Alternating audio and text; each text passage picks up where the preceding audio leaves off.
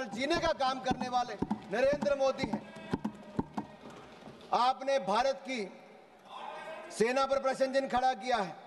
मैं इतना कहूंगा, हम दुनिया का सबसे बड़ा लोकतंत्र है, दुनिया की चौथी बड़ी अर्थव्यवस्था है, दुनिया के सबसे लोकप्रिय प्रधानमंत्री नेता हमारे पास हैं। भारत को झुकाने वाला कोई कमाई का लाल पैदा नहीं हुआ जो झुका सके। भारत को कोई झुका सके ऐसा किसी में दम नहीं। भारत से विश्व है, हम किसी से कम नहीं, हम किसी से कम नहीं। आदरणीय सभापति जी, भारत 2.5 मोर्चे पर लड़ाई लड़ रहा था। 2 मोर्चे तो सबको पता है, लेकिन ये जो आधा मोर्चा है ना, उस आधे मोर्चे में एक राहुल ऑक्युपाइड कांग्रेस भी है। राहुल ऑक्युपाइड कांग्रेस क्या, मैं बताऊंगा।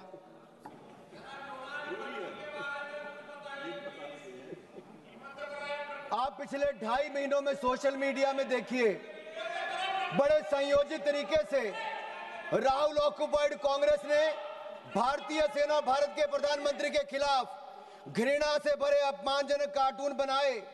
इसी कांग्रेस पार्टी ने, राहुल ऑक्युपाइड कांग्रेस ने आर्मी चीफ को सड़क का गुंडा कहने का काम किया।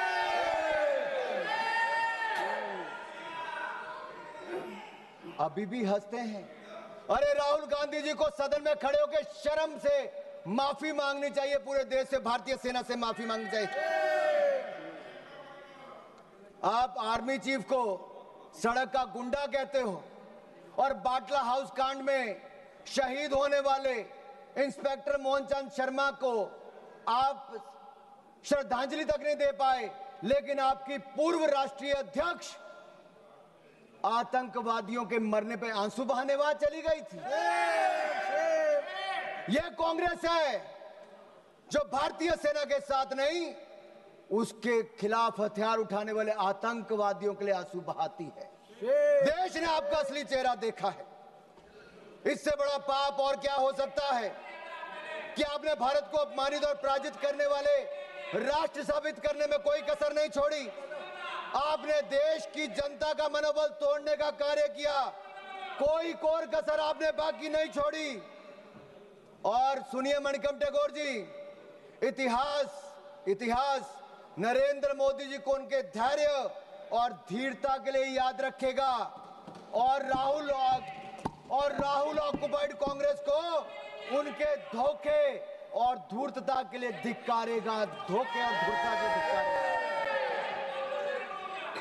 और मैं आपको बताऊं, जिस नेता की आप अपने की बात करते हैं, 2 बार देश की जनता ने लीडर ऑफ ऑपोजिशन बनने के लायक भी नहीं दिया।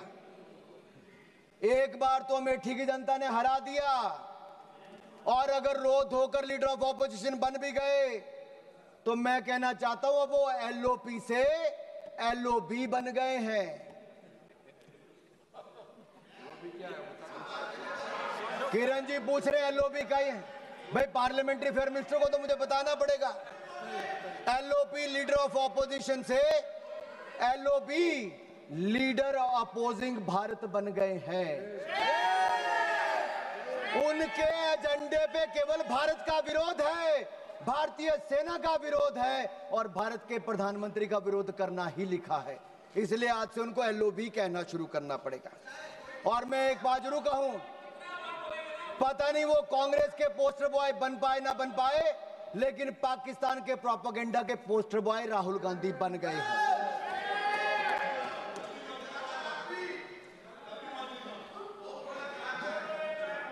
आपकी दुआ स्वीकार हो। अब माननीय सभापति जी, आज सदन ने ऑपरेशन सिंदूर पर चर्चा करनी थी, लेकिन कांग्रेस के नेताओं में होड़ लगी थी कि कौन पाकिस्तान का सबसे सगा, सबसे प्रिय उभर कर सामने आए। और एक पूर्व गृह मंत्री ने जो कल इंटरव्यू दिया, उस इंटरव्यू में साफ देखने को मिलता है, वो कहते हैं अगर पाकिस्तान का हाथ इसमें नहीं दिखता है तो आप कैसे कहते हो कि पाकिस्तान से टेररिस्ट आए थे। ये लोग कभी हिंदू आतंकवाद कहते हैं, कभी पाकिस्तान को बचाने के लिए आते हैं, कांग्रेस पार्टी में पाकिस्तान के इतने बड़े बड़े एडवोकेट आज हैं कि पाकिस्तान अपनी पैरवी बाद में करता है, कांग्रेस के नेता उनकी पैरवी करने के लिए पहले खड़े हो जाते हैं। और मैं इतना जरूर कहूंगा, पाकिस्तान सेना और पाकिस्तान सरकार लश्कर राहुल के बयानों को अपने पक्ष में इस्तेमाल कर रही है। पाकिस्तान सेना और पाकिस्तान सरकार लश्कर राहुल के बयानों को अपने पक्ष में इस्तेमाल कर रही है। और यही नहीं, पाकिस्तान सेना के प्रोपेगेंडा वीडियो में कांग्रेस पार्टी के राष्ट्रीय अध्यक्ष उनके बयान को लेकर पूरी दुनिया भर में दिखाया जा रहा है। मुझे पहले लगता था इनको दिक्कत मोदी जी से है, लेकिन अब मुझे पूर्ण विश्वास है इनकी दिक्कत मातृभूमि से भी है।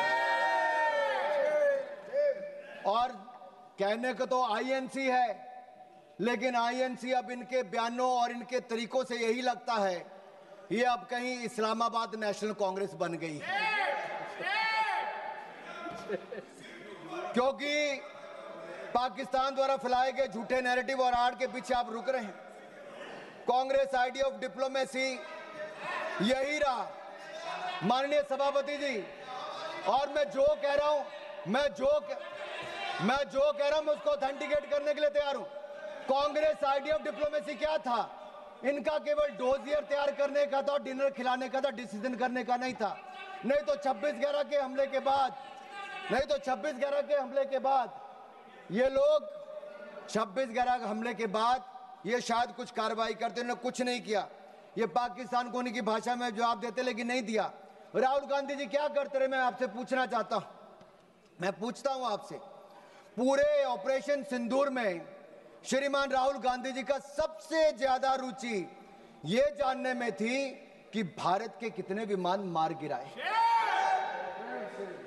उनका एक बयान भी ऐसा नहीं है जहां उन्होंने जानने की कभी कोशिश की हो कि हमारी सेना ने, हमारी वायुसेना ने पाकिस्तान में कितनी तबाही मचाई है, पाकिस्तान के कितने आतंकवादियों को मार दिया है, पाकिस्तान के कितने आतंकवादी ठिकानों को तबाह किया है, उनके कितने डिफेंस सिस्टम को खत्म किया है, उनके कितने एयरबेस उड़ाए हैं, पाकिस्तान को कितनी हानि पहुंचाई है। इसमें राहुल जी का कोई इंटरेस्ट नहीं था, मात्र इंटरेस्ट था भारत के कितने विमान गिराए गए। आखिर ये जानकारी वो किससे साझा करना चाहते थे? जिनके हाथ रक्षा दलाली में रंगे रहे हों, अब किसके लिए दलाली करना चाहते हैं ये मुझे पता नहीं। और मैं तो इतना ही कहूंगा, जुबान पर पाकिस्तान, दिलों में साजिश पलती है। ऐसे लोगों की वजह से ही तो चिताएं जलती हैं। देश को लूटकर जो अपने महल बनाते हैं वो इतिहास में गद्दार कहलाते हैं, गद्दार कहलाते हैं। ऑपरेशन सिंदूर पे मैं कहूंगा हमारी सेना ने तो किया, वो दुनिया ने देखा, लेकिन उसके ठीक बाद प्रधानमंत्री मोदी जी आदमपुर एयरबेस पर गए और अपनी सेना का मनोबल बढ़ाने का काम भी किया। तो नरेंद्र मोदी जी ने किया। फेक प्रोपेगेंडा चलाया जा रहा था कि आदमपुर एयरबेस खत्म कर दिया। अगर खत्म हो गया तो प्रधानमंत्री कैसे उतरते? S-400 पीछे खड़ी दिखती थी, आपकी आंखों में, आपके चश्मे नहीं दिख रही होगी, दुनिया ने देखा है। यही नहीं, मैं आपको यह कहना चाहता हूं, न्यू रूल ऑफ एंगेजमेंट में हमने तय कर दिया है कोई भी आतंकवादी घटना को एन एक्ट ऑफ वॉर माना जाएगा। मैडम मैं 5-7 मिनट और लूंगा, मेरे जो टाइम मुझे पार्टी ने दिया वो 5-7 मिनट। किरण जी भी यहां पर हैं। और न्यूक्लियर ब्लैकमेल की जब बात चलती है, अटल बिहारी वाजपेयी जी ने भी स्पष्ट कर दिया था, और नरेंद्र मोदी जी की सरकार ने तो कह ही दिया है, हमने एस्केलेशन भी नहीं की, हमने केवल आतंकवादी ठिकानों को प्रहार किया। लेकिन जब पाकिस्तान ने हमारे सेना या सिविलियन ठिकानों पर प्रहार करने का प्रयास किया तो हमने ऐसा जवाब दिया है कि कांग्रेस नहीं, पाकिस्तान सदा याद रखे, गलती से। मैं जहां तक सिंधु डैम की बात है, इंडस वाटर ट्रीटी को हमने सस्पेंड किया है। आपके कुछ नेताओं ने कहा, जो आपकी गठबंधन में सरकार में थे, उन्होंने कहा पानी दे देना चाहिए पाकिस्तान को। प्रधानमंत्री मोदी ने कहा सिंधु में पानी और खून, सिंधु नदी का पानी और खून एक साथ नहीं बह सकते। तुम हमारा खून बहाओगे, तुम्हें पानी नहीं पिलाएंगे। मैं इतना जरूर कहूंगा, पाकिस्तान चाहे जितना मर्जी सिर पटक ले, नाक रगड़ ले, सिंधु डैम के गेट नहीं खुलेंगे, नहीं खुलेंगे। आदरणीय सभापति जी, जो प्रतिनिधि मंडल माननीय प्रधानमंत्री मोदी जी ने दुनिया भर में भेजे, वो 7 प्रतिनिधि मंडल में एक मुझे भी जाने का अवसर मिला। सुप्रिया जी हमारा नेतृत्व कर रही थी। और मैं सदन में एक बात जरूर कहना चाहता हूं, ये जो प्रतिनिधि मंडल थे, ये किसी दल या किसी विचारधारा का प्रतिनिधित्व नहीं कर रहे थे, हम राष्ट्र का प्रतिनिधित्व कर रहे थे। हमारे मत अलग हो सकते हैं, हाँ, हम में मतांतर हो सकता है, मत भिन्नता हो सकती है, मन का भेद हो सकता है, लेकिन जब राष्ट्र का प्रश्न हो तब हम एक हैं, हम एक मत हैं, हम भारत के पक्ष में हैं, हम सबके लिए राष्ट्र सर्वोपरि है। और मैं कह सकता हूं कि 7 के 7 प्रतिनिधि मंडलों में किसी भी दल का कोई भी सांसद होगा, उसने दलगत राजनीति से ऊपर उठकर देश की बात की। आज पूरे सदन की ओर से मैं उनका धन्यवाद करता हूं, उनको नमन करता हूं। हम सिर्फ 5 मिनट में खत्म कर रहे हैं। एक मिनट में कर लीजिए। मेरा 2 पॉइंट इंपॉर्टेंट है, इसको लेना जरूरी है। सिर्फ 2 पॉइंट इंपॉर्टेंट, एक इसमें हमने हासिल क्या किया और दूसरा सरेंडर विषय है। मैं इतना कहूंगा, अंतर्राष्ट्रीय मंच पे हम किसी का साथ लेने नहीं गए थे।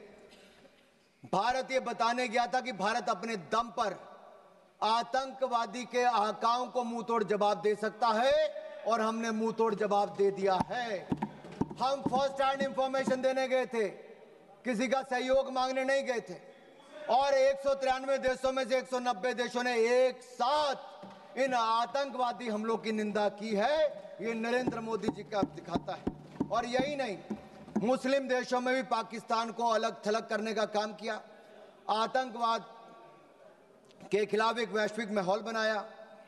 और मैं कहना चाहता हूं कि जो रवैया कांग्रेस का रहा,